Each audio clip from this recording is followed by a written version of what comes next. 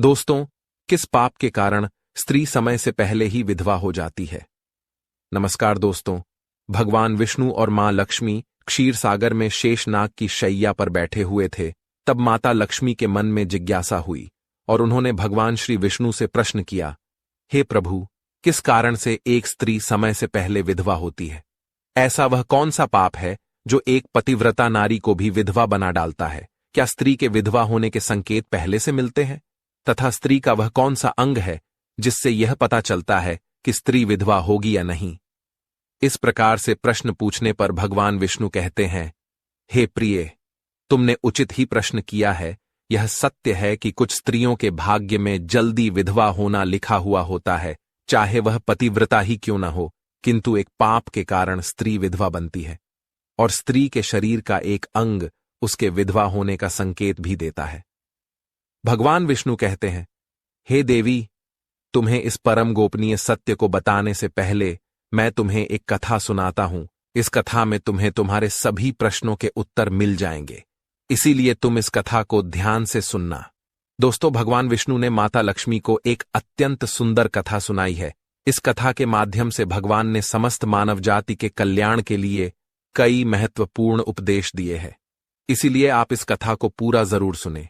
इस कथा को आधा अधूरा सुनना पाप माना जाता है। तो चलिए शुरू करते हैं। दोस्तों, एक समय की बात है। मध्य देश में एक अत्यंत धनवान सेठ रहा करता था। उसका एक पुत्र और 3 पुत्रियां थीं। उसकी तीनों पुत्रियों का विवाह अच्छे और धनवान घराने में हो गया था, किंतु सेठ की एक पुत्री को दुर्भाग्य का सामना करना पड़ा। उसकी एक पुत्री विवाह के कुछ ही वर्षों के बाद विधवा हो गई और अत्यंत दुख में जीवन बिताने लगी। उस विधवा स्त्री का नाम था सुकन्या। सुकन्या अत्यंत सुंदर, गुणवान और पतिव्रता नारी थी, किंतु उसके भाग्य में जो अशुभ लिखा हुआ था वही उसके साथ घटित हो गया। सुकन्या के पति ने विवाह के समय केवल सुकन्या का सुंदर रूप और उसके पिता की धन संपत्ति देखी थी, जिस कारण से उसे भी जल्दी ही शरीर का त्याग करना पड़ा। बचपन से ही सुकन्या के शरीर के अंगों पर उसके विधवा होने के लक्षण दिखाई दे रहे थे, लेकिन किसी ने उस पर ध्यान नहीं दिया था। सुकन्या के पिछले जन्म के कर्मों के कारण उसे इस जन्म में विधवा होना पड़ा था। भगवान विष्णु कहते हैं, हे देवी, अब मैं तुम्हें सुकन्या के पूर्व जन्म की कहानी सुनाता हूं, उसे तुम ध्यान से सुनो। सुकन्या का पिछले जन्म में एक ब्राह्मण के घर पर जन्म हुआ था। उसका नाम था कलावती। वह ब्राह्मण राजा को अत्यंत प्रिय था, जिस कारण से ब्राह्मण का घर धन धान्य से भरा हुआ था। उसके पास बहुत सारी धन संपत्ति थी, जिससे ब्राह्मण बहुत ही उन्मत्त और गर्विष्ठ बन गया था। वह ब्राह्मण अपनी पुत्री कलावती से बहुत प्रेम करता था, क्योंकि वह उसकी एकलौती पुत्री थी। कलावती बहुत ही सुंदर थी और पिता के लाड प्यार से वह भी बिगड़ चुकी थी। उसके पिता उसकी हर इच्छा को पूर्ण करते थे, उसे कभी किसी चीज की कमी नहीं पड़ने दी। कलावती ने अपने जीवन में कभी दुख नहीं देखा था और उसे अपनी सुंदरता पर भी अत्यधिक घमंड था। फिर जब कलावती जवान हुई तो उसके पिता ने उसका विवाह करने का सोचा, लेकिन उसकी एक शर्त थी कि जो भी कलावती से विवाह करेगा वह उसके साथ उसके पिता के घर में रहेगा, अर्थात घर जमाई बनकर रहेगा। ब्राह्मण ने अपने सभी रिश्तेदारों को यह बात बता दी और चारों तरफ यह बात फैल गई। कई विद्वान और ज्ञानी पंडित कलावती के घर पर उसे देखने के लिए आ गए, लेकिन कलावती ने किसी को भी पसंद नहीं किया। कलावती ने कई विद्वान ब्राह्मणों को अपमानित करके घर से बाहर निकाल दिया। फिर एक दिन एक अत्यंत सुंदर ब्राह्मण भिक्षा मांगने के लिए कलावती के घर पर आया, जिसे देखकर कलावती उस पर मोहित हो गई और अपने पिता से कहने लगी कि वह उसी भिखारी ब्राह्मण से विवाह करेगी। यह सुनकर कलावती के पिता ने भी स्वीकृति दे दी और उस भिक्षुक ब्राह्मण को कलावती से विवाह करने के लिए पूछा, तो उस भिक्षुक ब्राह्मण ने भी हां कर दिया और फिर कलावती और उस ब्राह्मण का विवाह संपन्न हुआ। कलावती विवाह के समय बहुत प्रसन्न थी। उसे उसका मनपसंद जोड़ीदार मिल चुका था। विवाह के बाद कुछ दिनों तक कलावती अपने पति के साथ बड़े प्रेम से रहने लगी और उसकी सेवा करने लगी। लेकिन कुछ ही दिन बीतने के बाद कलावती ने अपना असली रंग दिखाना शुरू कर दिया। कलावती अपने पति को नौकर की तरह समझने लगी। उसकी आज्ञा का पालन करने की जगह पर उसे ही आज्ञा देने लगी। कलावती अपने पति को भी उसके नाम से बुलाने लगी। खुद अपने पति के पैर दबाना छोड़कर अपने पति से ही खुद के पैर दबाने लगी। कलावती स्वेच्छाचारिणी थी, वह पति को बिना बताए ही घर से बाहर चली जाती, कभी पति की कोई बात नहीं मानती थी। पति से पहले ही भोजन करती थी, किसी भी धार्मिक कार्य में पति के साथ नहीं बैठती थी और अकेले ही मौज करती थी। अपनी पत्नी के ऐसे व्यवहार को देखकर कलावती का पति बहुत दुखी रहने लगा। उसने कलावती को बहुत समझाने की कोशिश की, लेकिन वह कभी नहीं मानी। कलावती अपनी ही मनमानी करती रहती थी। कलावती की माता ने भी उसे समझाने का प्रयास किया कि स्त्री को अपने पति के साथ ऐसा व्यवहार नहीं करना चाहिए, लेकिन कलावती अपनी मां की बात कभी नहीं मानती थी और वह जानबूझकर अपने पति को अपमानित करती रहती थी। दिन रात पति की बुराई करना, उसे अपशब्द कहना, उसे नाम लेकर बुलाना आदि प्रकार के निंदित कार्य वह रोज करती थी। कलावती का पति भी उससे बहुत परेशान हो गया था। फिर एक दिन उसने बहुत विचार किया और कलावती को छोड़कर जाने का निश्चय किया। कलावती का पति बिना किसी को बताए ही अपने घर को छोड़कर चला गया। उसने कलावती का त्याग कर दिया और वन में जाकर तपस्या करने लगा, क्योंकि शास्त्र यही कहते हैं कि बुद्धिमान मनुष्य को दुष्ट और स्वेच्छाचारिणी पत्नी का त्याग कर देना चाहिए, अन्यथा वह भी उसके पाप का भागीदार बनता है। कलावती का पति वन में जाकर तपस्या करने लगा। कलावती ने भी अपने पति को खोजने की कोशिश नहीं की और बड़े मौज से अपने ही घर में रहने लगी। कलावती की माता ने उसे बहुत समझाया कि वह अपने पति से विनती करके उसे वापस घर पर लेकर आए, लेकिन कलावती कहती, जाने दो मां, वैसे भी मेरा भिखमंगा पति किसी काम का नहीं है। उससे विवाह करके मैंने उस पर उपकार ही किया था, लेकिन वह मूर्ख मुझे ही छोड़कर चला गया है। ऐसे मूर्ख पति के साथ रहने से अच्छा है मैं अकेली ही रह लूं। मैं इतनी सुंदर हूं कि कोई भी पुरुष मुझसे विवाह कर लेगा। कलावती की ऐसी बातें सुनकर उसकी मां भी दुखी रहने लगी।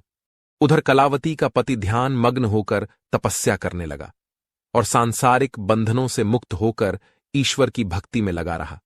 फिर कुछ दिनों बाद कलावती के पिता के साथ अशुभ घटना घटी। उसे राजमहल में चोरी करते हुए सिपाही ने पकड़ लिया और राजा को इसकी खबर दी। राजा उस पर बहुत क्रोधित हुए और उसका सारा धन संपत्ति छीनकर उसे कारागृह में डाल दिया। सब कुछ छीन जाने के कारण कलावती बहुत गरीब हो गई। उसकी मां और कलावती अब दूसरों के घर पर काम करने के लिए जाने लगे। कलावती के पिता तो कारागृह में बंद थे, तो उसे और उसकी मां को सारा काम करना पड़ रहा था। तब कलावती को अकेलापन सताने लगा। घर में कोई पुरुष नहीं था, इसीलिए उनकी रक्षा के लिए भी कोई नहीं था। अब कलावती को अपने पति की याद आने लगी, लेकिन कलावती का पति तो वन में सन्यासी बनकर बैठा था। फिर कलावती अपने पति को ढूंढने के लिए वन में चली गई, लेकिन उसे उसका पति कहीं पर भी नहीं मिला। वह वन में हर तरफ घूमने लगी, लेकिन उसे उसका पति नहीं मिला। फिर वह एक जगह पर विश्राम करने बैठी तो अचानक उस स्थान पर एक शेर आ गया और उसने कलावती पर हमला कर दिया और उसी क्षण कलावती के प्राण चले गए। मृत्यु के बाद 2 यमदूत कलावती को घसीटते हुए यमलोक ले गए। यमलोक में जब कलावती यमराज के सामने जा पहुंची तो यमराज ने उसके पाप और पुण्य का मूल्यांकन किया। यमराज कहने लगे, यह तो अत्यंत पापी स्त्री है। इसने कभी अपने पति का सम्मान नहीं किया। इसने बार बार केवल अपने पति का अपमान ही किया है। यह उसका नाम लेकर बुलाती थी और अपने पति के साथ नौकर की तरह व्यवहार करती थी। ऐसी दुष्ट स्त्री को तो नरक में भेजना चाहिए। फिर कलावती नरक में चली गई। अनेक वर्षों तक नरक में सजा भुगतने के बाद कलावती को अपने पूर्व जन्म के कर्मों का प्रायश्चित करने के लिए फिर से मनुष्य जन्म प्राप्त हुआ। जो पाप कलावती ने किए थे, उसी पाप के कारण कलावती के शरीर पर विधवा होने के लक्षण प्रकट हुए थे। भगवान विष्णु कहते हैं, हे देवी, अब मैं तुम्हें उन चिन्हों के बारे में बताता हूं जिस स्त्री के अंग पर ऐसे चिन्ह प्रकट होते हैं, वह स्त्री समय से पहले विधवा होती है। भगवान विष्णु कहते हैं, हे देवी, मध्यमाया तु दीर्घाया भार्या हानिर्विनिर्दिशेत, अनामिका ह्रस्वा भवेद्यस्य तत्वेद्या परदारगम, विधवा विपुलेन स्यात्, संपार्ष्णी शुभा नारी पृथुपार्ष्णी सुदुर्भगा। इस श्लोक में भगवान विष्णु ने विधवा स्त्री के लक्षण बताए हैं। यदि किसी स्त्री के पैर पसीने से रहित हो, उस पर नसें दिखाई न देती हो, उसके पैर चिकने तथा कोमल हो, तो वह स्त्री सुख भोगने वाली तथा ऐश्वर्यशालिनी होती है। यदि स्त्री के पैर का अंगूठा गोल मांसल हो तो वह स्त्री पतिव्रता एवं ऐश्वर्यशालिनी होती है। यदि स्त्री के पैर के अंगूठे पर नसें दिखाई देती हो तो वह दुर्भाग्य से युक्त व्यभिचारिणी होती है। बहुत छोटे अंगूठे वाली स्त्री क्लेश करने वाली और दुख भोगने वाली होती है। अंगूठा यदि छपटा हो तो वह स्त्री गर्भधारण क्षमता में दुर्बल होती है। यदि किसी स्त्री के पैर की तर्जनी उंगली अंगूठे से भी बड़ी हो तो वह स्वच्छंद कामचारिणी अर्थात अनेक पुरुषों से संबंध बनाने वाली होती है। यदि किसी स्त्री के पैर की उंगलियां परस्पर मिली हुई हों, एक दूसरे के नजदीक हो, उंगलियां गोल एवं सीधी हो और नाखून पतले एवं छोटे हों, तो वह ऐश्वर्यशालिनी होती है और ससुराल में सुख भोगती है। अब मैं विधवा स्त्री के पैर के लक्षण बताता हूं। यदि किसी स्त्री के पैर का अंगूठा बहुत बड़ा हो और आगे से गोल हो, उसके नाखून टेढ़े मेढ़े हो, अंगूठे पर नसें दिखाई देती हो, तो उस स्त्री के विधवा होने के योग बनते हैं। यदि स्त्रियों की एड़ियां बहुत बड़ी हो तो वह मृत्यु पर्यंत दुख भोगने वाली होती है, और यदि स्त्री के पैर मांस रहित हो तो ससुराल के भाग्य को नष्ट कर देती है। यदि किसी स्त्री के पैर की अनामिका उंगली बाकी उंगलियों की तुलना में बहुत छोटी हो तो वह कलह करने वाली और घर के वातावरण को असहनीय बना देने वाली होती है। यदि किसी स्त्री के पैर की मध्यमा उंगली अर्थात बीच की उंगली ज्यादा लंबी हो तो वह विवाह के लिए अयोग्य होती है। जो स्त्री चलते समय पैर पटकते हुए चलती हो और धम धम आवाज करती हो तो वह अपने पति का विनाश करने वाली होती है। भगवान विष्णु कहते हैं, हे देवी, इन्हीं लक्षणों के कारण सुकन्या समय से पहला विधवा हुई थी। पिछले जन्म के कर्मों के कारण ही स्त्री के विधवा होने के योग बनते हैं।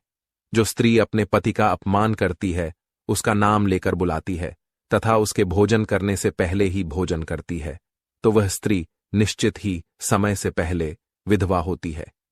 एक पतिव्रता स्त्री कभी पति का अपमान नहीं करती, कभी उसे नाम लेकर नहीं बुलाती और सदैव पति से एकनिष्ठ रहकर उसकी इच्छा के अनुसार चलती है।